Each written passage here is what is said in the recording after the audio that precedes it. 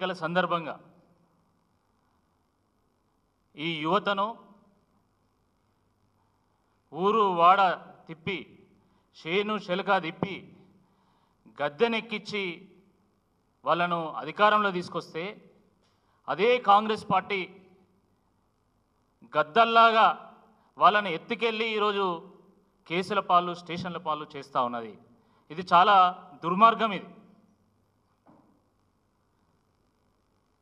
ఆ రోజు శాసనసభ ఎన్నికల సందర్భంగా కానీ లేదా ఇటీవల జరిగినటువంటి ఎమ్మెల్సీ ఎన్నికల సందర్భంగా కానీ కాంగ్రెస్ పార్టీ గెలిచిందంటే దానికి ప్రధాన కారణం ఈ రాష్ట్రంలో ఉన్నటువంటి యువత, ఈ రాష్ట్రంలో ఉన్నటువంటి నిరుద్యోగులు,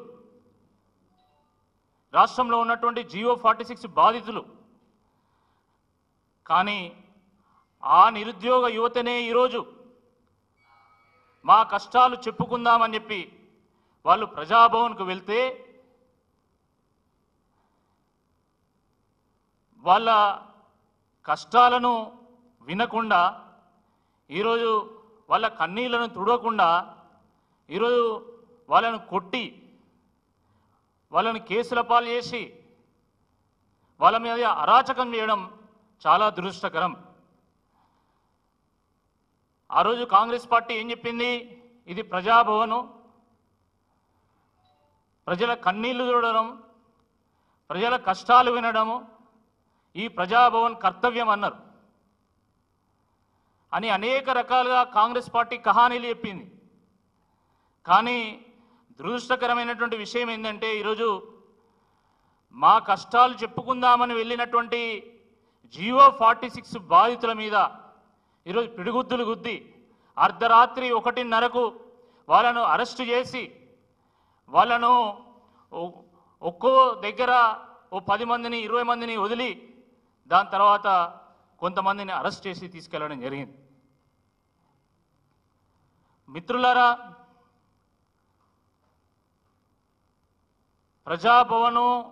ప్రజాభవన్కు జియో 46 బాధితులు అనేక సందర్భాలుగా వెళ్ళిళ్ళు, అనేక సందర్భాలుగా వాళ్ళ సమస్యలు చెప్పుకునేటువంటి ఒక ప్రయత్నం చేసిండ్రు. కానీ కనీసము కనికరం లేకుండా ఈరోజు వాళ్ళ మీద పిడిగుద్దులు ఉండడం చాలా దుర్మార్గం. అనేక మంది గాయాల పాలైనలు. పాపం ఏ మీడియా కూడా అర్ధరాత్రి కాబట్టి క్యాప్చర్ చేసుకునేటువంటి అవకాశం లేకుండా పోయింది. కాళ్ళకు, చేతులకు, వెన్నులకు, వీపుకు చాలా గాయాలైనాయి. మమ్మల్ని ఇక్కడ నిరసన తెలుపనీయడం లేదని చెప్పి వాళ్ళు తెల్లవారు మళ్ళీ అమరవీరుల స్తూపం దగ్గర, అమరజ్యోతి దగ్గర వెళ్ళి అక్కడైనా మా గోస అమరులకైనా చెప్పుకుందామని వెళ్ళి అక్కడికి వెళ్ళి దీక్ష చేస్తూ ఉంటే మళ్ళీ నిన్న ఉదయం 10:30కు వాళ్ళని అరెస్ట్ చేసి వాళ్ళని తీసుకుపోయి బండ్లగూడ పోలీస్ స్టేషన్లో పెట్టడం జరిగింది. ఎంత దుర్మార్గం అంటే నిన్న ఉదయం వాళ్ళు నిరాహార దీక్ష ప్రారంభిస్తే నిన్న రాత్రి 11 గంటల వరకు వాళ్ళు మంచినీళ్ళు కూడా ముట్టలే. నేను వెళ్ళి వాళ్ళను పరామర్శించి స్వయంగా బీఆర్ఎస్ పార్టీ కార్యనిర్వాహక అధ్యక్షులైనటువంటి కేటీఆర్ గారితో మాట్లాడిపించిన తర్వాత, కేటీఆర్ గారు మీ ఆరోగ్యం మాకు చాలా ముఖ్యం, మీ భవిష్యత్తు ముఖ్యం కాబట్టి మీరు ఎట్లనైనా చేసి మీరు దీక్ష విరమించండి, మీకు అండగా మేముంటాం, మీకోసం మేము కొట్లాడతాం, అవసరమైతే మా ఎమ్మెల్యేలు అందరినీ కూడా చీఫ్ సెక్రటరీ దగ్గర తీసుకెళ్ళి మీ బాధను వినిపిస్తామని చెప్పినా కూడా వాళ్ళు దీక్షను విరమించకుండా వాళ్ళు నిన్న రాత్రి 11 గంటల వరకు దీక్ష చేస్తే కూడా కనీసం కాంగ్రెస్ పార్టీ నాయకుడు ఒక్కడు కూడా పట్టించుకున్నటువంటి నాదులు లేడు. ఒక మంత్రి కూడా వాళ్ళతో మాట్లాడేటువంటి పాపాన ఓలే. ఇదా ప్రజాపాలన? ఇదా మీరు తీసుకొచ్చినటువంటి మార్పు? ఇంత దుర్మార్గమా? జాలి, దయ, కరుణ, కనికరం అనేటువంటిది మీ డిక్షనరీలో అసలు లేనట్టున్నది.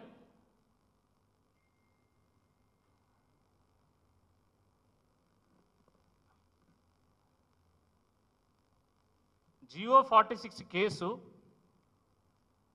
కోర్టులో ఉన్నది. కోర్టు ఇప్పటివరకు 26 సార్లు ఈ కేసును వాయిదా వేసింది. ప్రపంచంలో ఇంత తక్కువ సమయంలో ఇన్నిసార్లు వాయిదా పడ్డటువంటి కేసు నాకు తెలిసి ఎక్కడా లేదనుకుంటాను నేనైతే.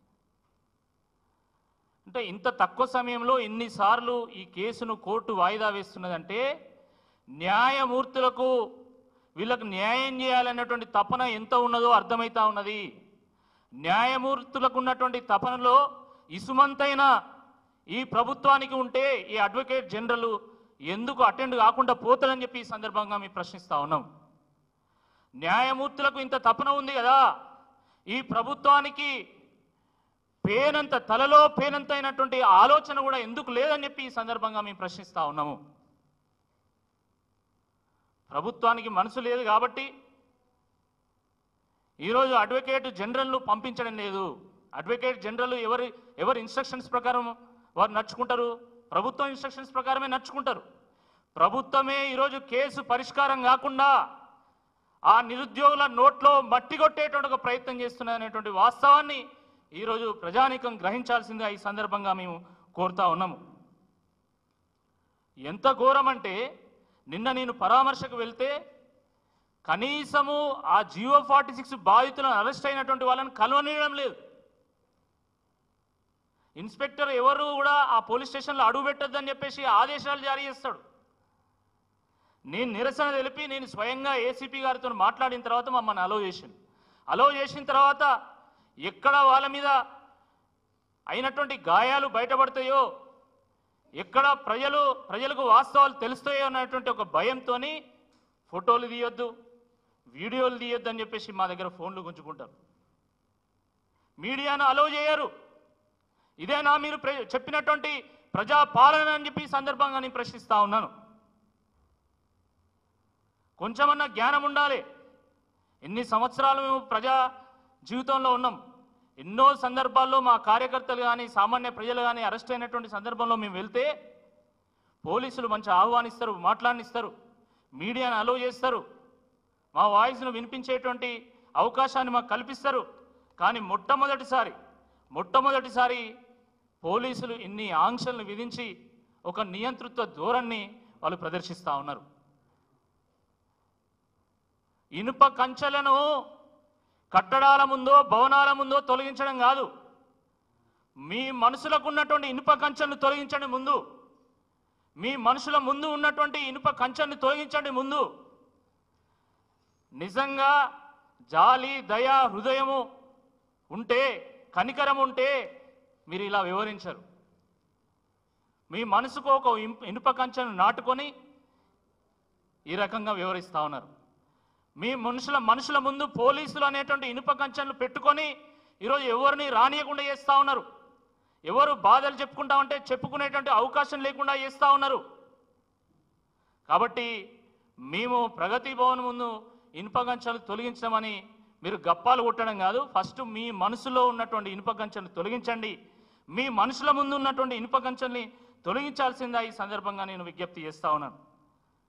మిత్రులారా, ఇకపోతే రేపే జాబ్ క్యాలెండర్ విడుదల చేస్తాం, ఎల్లుండే విడుదల చేస్తామని చెప్పి రకరకాలుగా పేపర్లలో మీరు హెడ్లైన్లు, పేపర్లలో స్టోరీలు, మీకు సంబంధించినటువంటి న్యూస్ ఛానల్లో స్టోరీలు, మీకు సంబంధించినటువంటి పేపర్లలో ప్రధాన శీర్షికలు వారాల పాటు వేయించలే కదా. నిజంగా నిరుద్యోగ యువత అంతా కూడా ఎంతో ఆశతోని ఎదురు చూసినది, కొండంత ఆశతోని ఎదురు చూసింది. నిజంగా మాకు న్యాయం చేస్తుంది కావచ్చు కాంగ్రెస్ ప్రభుత్వం అని చెప్పేసి ఎదురు చూసింది. కానీ తీరా చూస్తే అసెంబ్లీ సమావేశాల్లో చివరి రోజున చివరి ఘట్టంలో ఒక తెల్ల కాగితాన్ని నిరుద్యోగుల ముందు పెట్టి వాళ్ళ ఆశల మీద నీళ్లు జల్లింది ఈ ప్రభుత్వం. ఈ జాబ్ క్యాలెండర్ చూసి స్కూల్ పిల్లలు సైతం నవ్వుకుంటున్నారు. మొన్న నాకు ఫోన్ వచ్చింది తెలంగాణ భవన్ నుండి. ఇక్కడ ఒక మిత్రుడు, అన్న జాబ్ క్యాలెండర్ వచ్చింది ఒకసారి చూడండి, మీరు ప్రెస్లో నేను మాట్లాడడానికి ఉంటుందని చెప్తే నేను వాట్సాప్ ఓపెన్ చేసి ఆ జాబ్ క్యాలెండర్ను చూస్తే నా పక్కనే మా కజిన్ వాళ్ళ బాబు ఉన్నాడు, స్కూల్ పిల్లవాడి 5వ తరగతి. బాబా ఏం చూస్తున్నావు అంటే నేను జాబ్ క్యాలెండర్ చూస్తున్నా అన్నాడు. వాడు కూడా చూసిండు జాబ్ క్యాలెండర్. చూస్తే వాడు నవ్విండు. అరే ఎందుకు నవ్వుతున్నావు అంటే క్యాలెండర్ అంటే అలా డేట్ ఉండాలి కదా, డేటే లేదు, అది క్యాలెండర్ ఎట్లయితుంది అని అడిగింది.